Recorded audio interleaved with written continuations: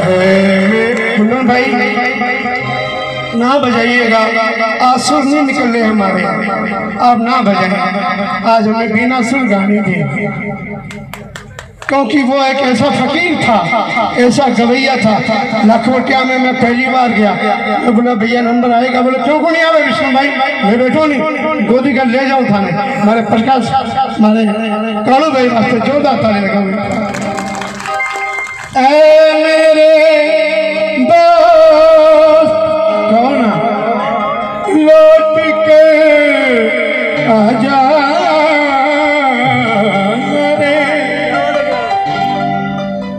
एक फूल तेरी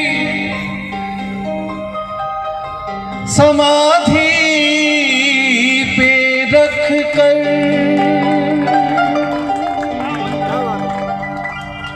पूजूंगा तुझको जिंदगी। मालिक दुआ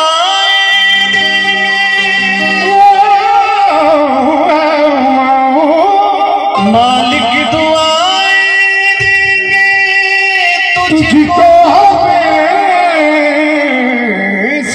मेरे आंसू मेरी बेजुबानियां, मेरे दोस्त लौट के आजा, बिन तेरे जिंदगी अधूरी है।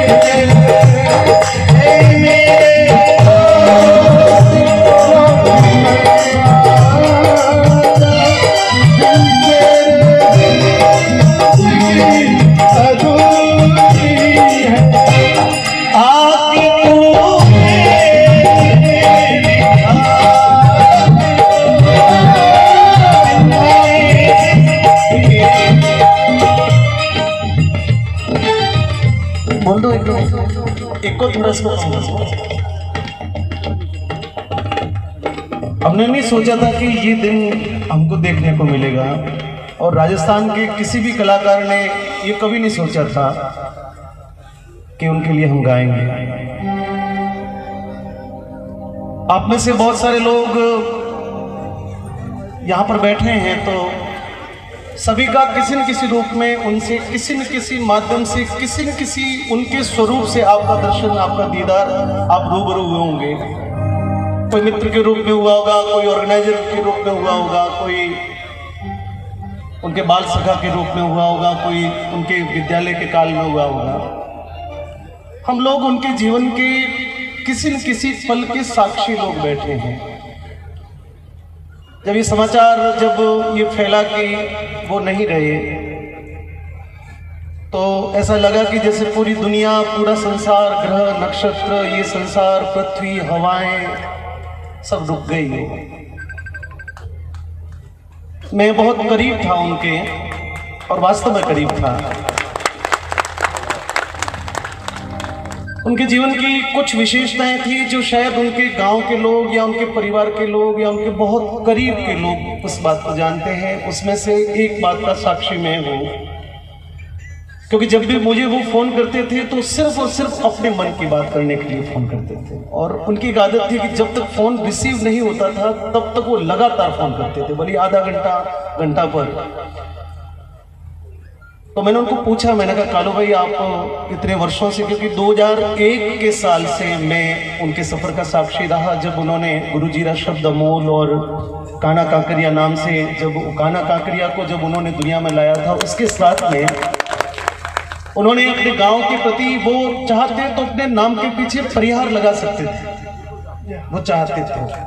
जब कैसेट पे फर्स्ट बार में जब कैसेट पे लिखा जाता है यदि किसी ऑडियो पर, तो वो उसका सरनेम वो जो चाहता वही लिखा जाता। फर्स्ट बार में कंपनी पूछती है कि आपके पीछे क्या लिखना है, तो वो चाहते तो परिहार लिखा सकते थे या अपने मन से कुछ भी नाम लिखा सकते थे।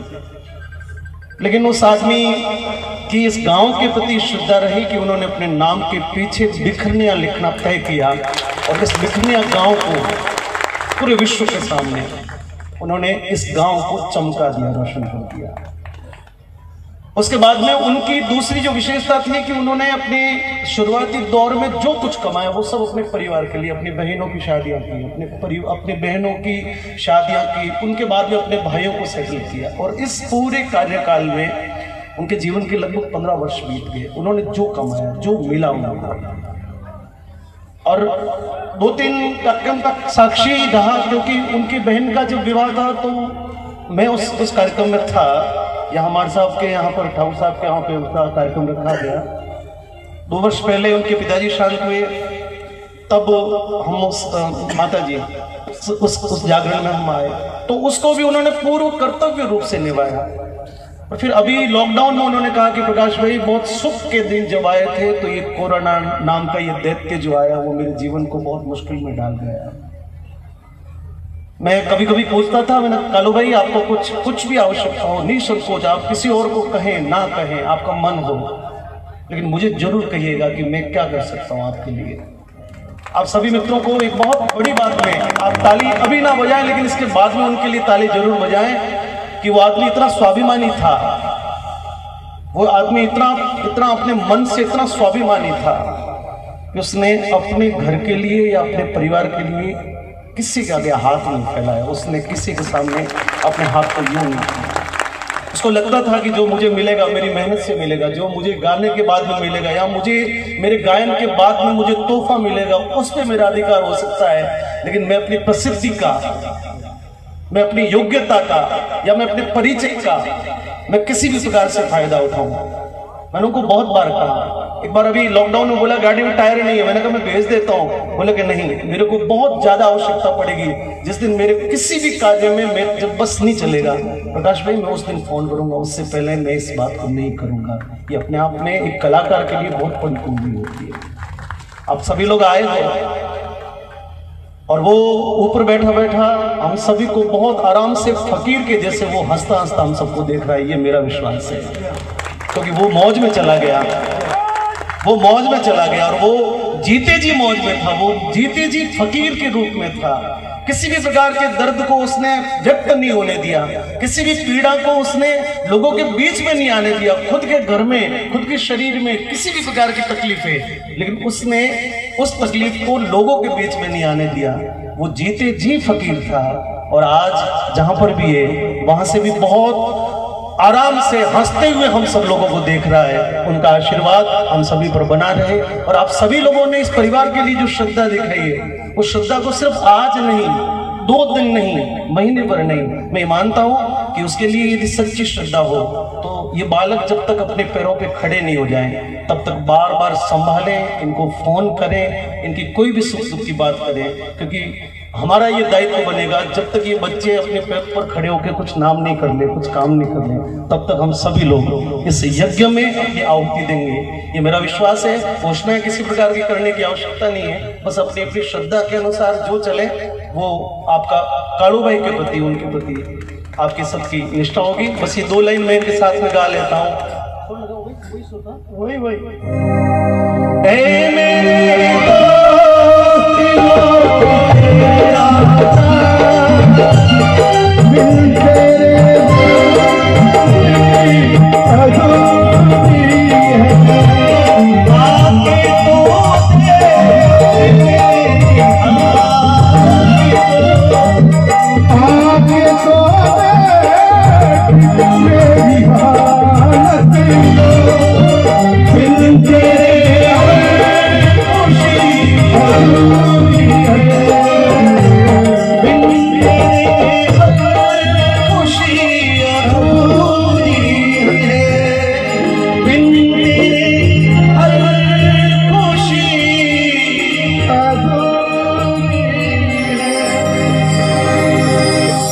सिंह जी यहाँ बैठे हैं लाखोटिया के कार्यक्रम में। आप सभी लोगों को एक छोटी सी बात करके अपनी बात को मैं तो समाप्त करूंगा कि बहुत वर्षों तक लाखोटिया महादेव का जो राज्य स्तरीय, राष्ट्रीय स्तरीय मेला होता है, उसकी जो बिगनिंग है, उसकी जो शुरुआत है, वो कालू भाई करते थे। सरस्वती वंदना उनके खाते में फिक्स लिखी होती थी, उनको याद है। ताली बजाओ एक बार। तो वहां पर आप सब लोग में से कोई गया हो शायद, लेकिन यहाँ जो जितने भी हमारे गायन वादन से संबंधित लोग बैठे हैं, वहाँ पर सामने जो दर्शक दीर्घा बनती थी उसमें बीच का जो जगह थी वो उसको वीआईपी जो मेहमान और विशिष्ट लोग जो होते थे उनके लिए बैठने के लिए वो स्थान मुकर किया जाता था। तो जो भी राजनीति से जुड़े हुए या जो भामाशाह लोग हैं या जो समाज में अपनी प्रतिष्ठा रखते हैं उन लोगों के लिए बैठने के लिए संयोग से ये दलपत जी हमको, मनचला जी को, विष्णु भाई को, इनको भी आग्रह करते थे। आशा जी बैठे हैं, गजेंद्र जी हैं, तो जो भी वहाँ पर वरिष्ठ जो दिलीप भाई है, मैं सबके नाम लूँगा तो लंबा हो जाएगा, आप अन्यथा नहीं लें, पर जो भी वरिष्ठ तत्व तो इनको लगता था कि उस दर्शक दीर्घा में वीआईपी जगह पर उनको बिठाएं। तो वो भाई भी आते और वो अपनी मौज में आते थे, अकेले नहीं आते कभी, वो 5-10 लोग अपनी गाड़ी में मस्ती वाले लेके आते। तो हम बहुत आग्रह करते थे कि कड़वे हमारे साथ ना करें, लेकिन वो हमेशा अपनी मौज में, अपने आए हुए साथ में लोगों के साथ में अलग ही अपनी मस्ती में बैठते थे। ये भी अपने आप में अपने लोगों के प्रति उनकी श्रद्धा थी। और अभी जब यहाँ पर दलपत सिंह जी आए, हम लोग बैठे थे, तो मैं सच कह रहा हूँ कि मेरा भी थोड़ा सा मानसिक अभी ये कोरोना के कारण से ठीक नहीं है। थोड़ी देर के लिए मैं भूल गया, मुझे भी लगा कि शायद लाखोटिया के कार्यक्रम में बैठे हैं, मनचला जी इधर बैठे हैं, इधर बैठे हैं और काड़ो भाई उधर पीछे बैठे होंगे, ऐसा एक विचार आया मन में। लेकिन अचानक से जब उनकी तस्वीर देखी फिर याद आया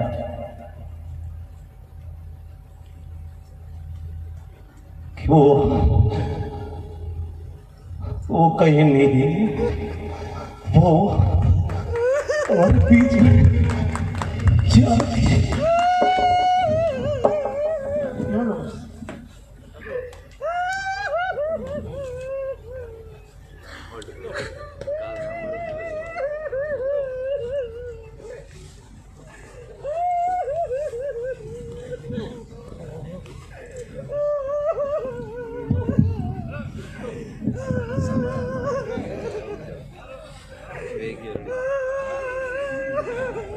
चलो